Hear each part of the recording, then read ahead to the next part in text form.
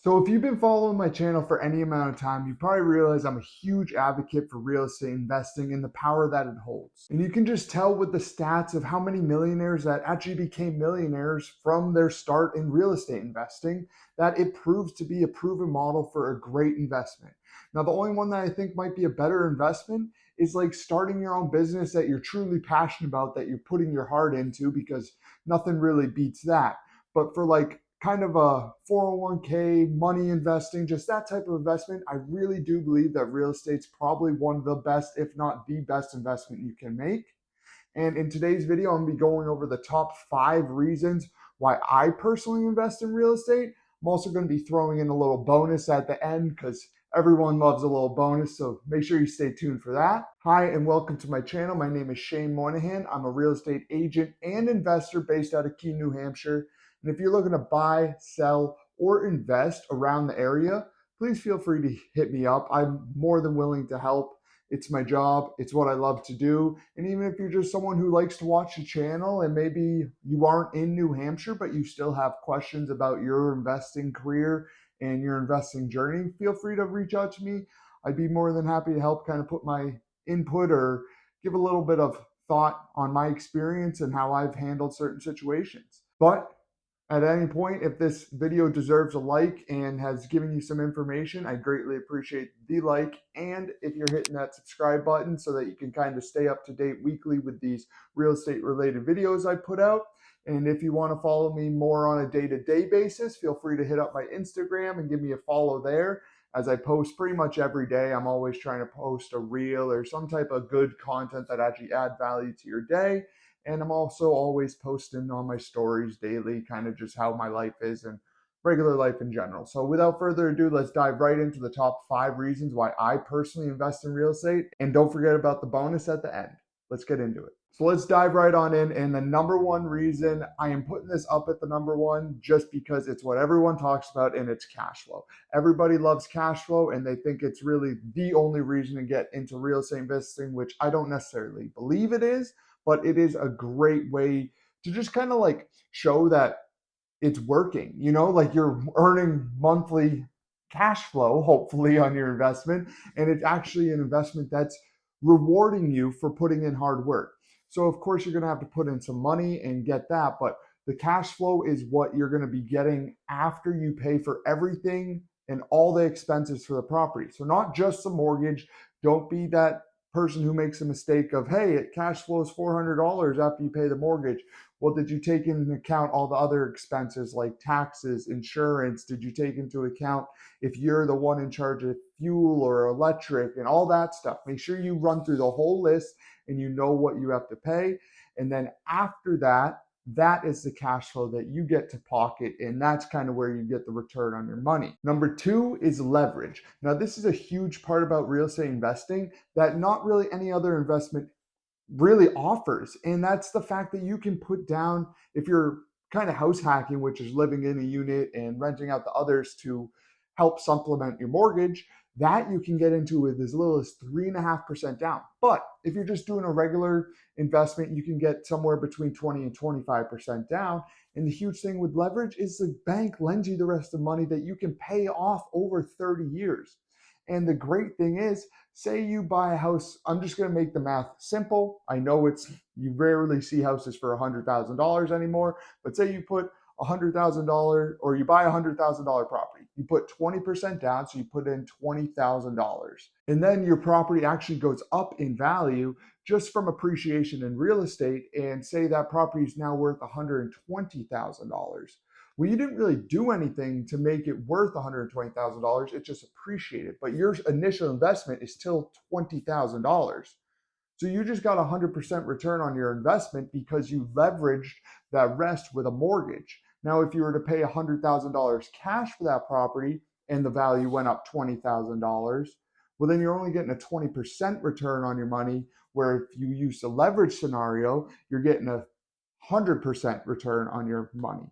So it's just like using that leverage to your advantage and getting the best case for that to actually grow your wealth and expand using more and more leverage. Again, of course, make sure that the numbers work and you're not just getting in a pile of debt for no reason, because there is a difference between good debt and bad debt. Good debt is going to make you money on that debt. So make sure you're accumulating good debt. Now, number 3 is you have complete control over your investment.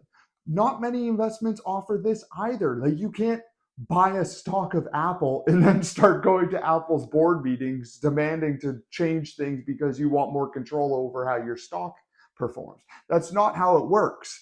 But in real estate, you buy a house, that house is yours. You get to improve it. You get to add stuff to it. So say you buy a house for, again, $100,000 and you put $30,000 worth of work into it. But because you put $30,000 worth of work into it, that house is now worth $150,000.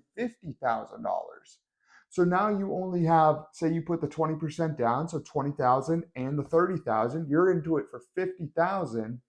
But now that house that you bought for 100 is now worth 150. So that's how, like, this power of real estate is you have control over that. If you buy a property that you know you can add value to by doing either like major updates, like redoing a kitchen, redoing bathrooms, changing the layout, maybe if you have like a 2-unit property and you have the ability to make it a 3-unit property, adding stuff like that. Of course, you're going to have to make sure zoning and all that and building permits and you can actually do this stuff. But I'm saying there's the opportunity for you to be able to greatly appreciate by force appreciation because you're doing the work to make the building worth more money and you have complete control over this. I mean, you can even add value as little as like doing paint jobs and just adding little things here and there, doing landscaping. All this stuff adds to your value and adds to the worth of your investment, which again, because it's real estate and it's your house, you have control over it.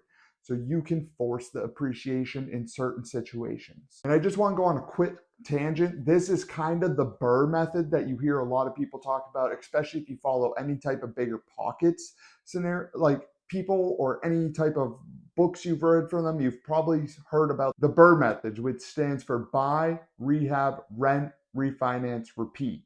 And this is kind of where you're forcing appreciation and basically going the Burr method. You're kind of doing more of a flip into a rental almost. So do more actual research on that if that's a path you want to go to. But again, that's just showing that you can force appreciation in certain situations. And now number 4 is appreciation. And I'm not talking about appreciation like I just talked about number 3. I'm talking about like actual appreciation just in the fact that over the time of history, real estate has always went up in value.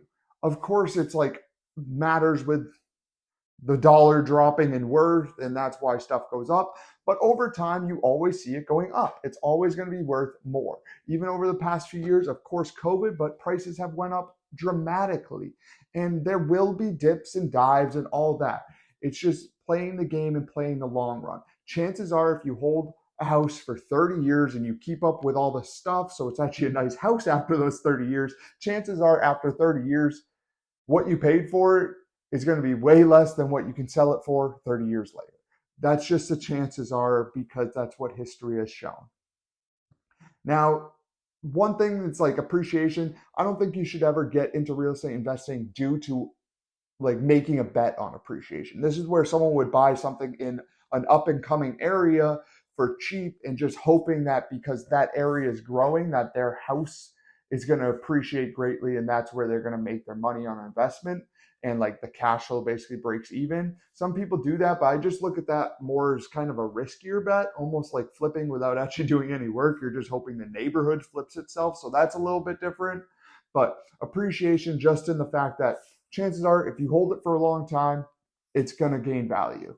It's the way it has been in history. Look at all the charts. There's going to be dips, but it always goes up. Now, reason number 5 is tax benefits. And this one's huge because literally if you're having a rental property, just about every expense is a tax write-off, which is great. You can take the building and depreciate the whole worth of the building over 27 and a half years. So you get to write off that amount every year because the building is technically losing value because the way that the government looks at it is they put a lifespan on the house of 27 and a half years, basically meaning everything in that house will have to be replaced in some way other than the actual structure within that 27 and a half years.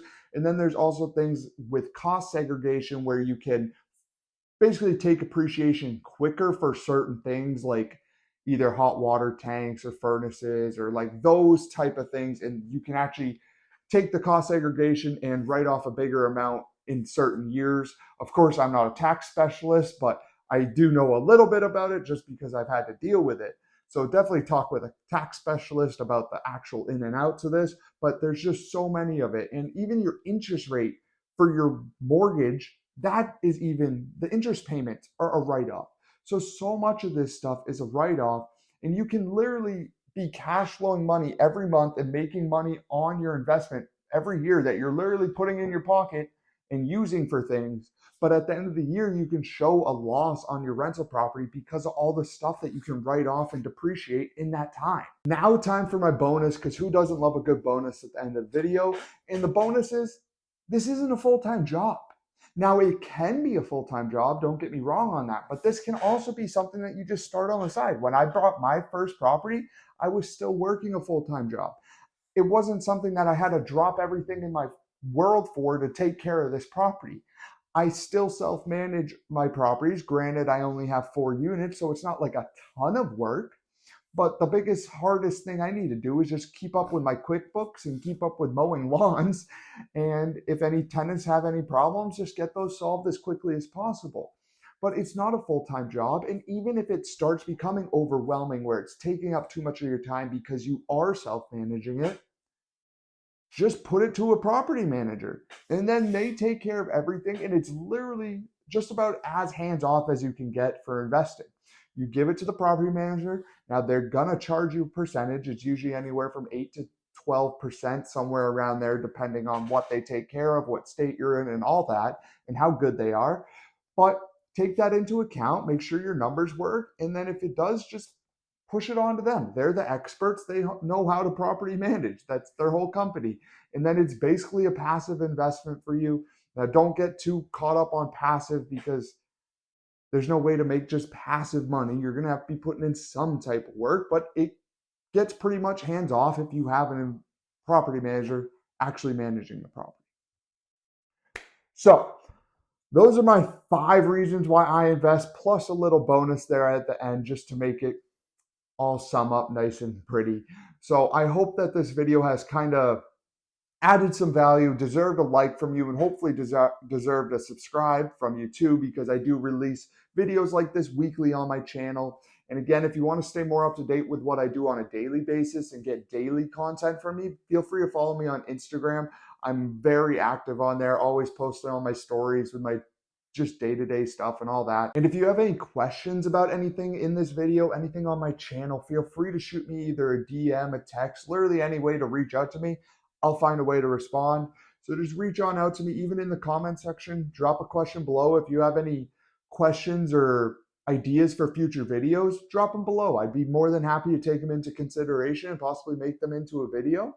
And I really just hope that this video kind of gave you a little bit of a reasoning why I personally invest in real estate, why I think it's such a strong investment. And again, like I mentioned, I think it's probably the best investment that you can make unless you're like truly starting a business in something that you're super passionate about, that it's coming from the heart and you're doing it for the right purposes.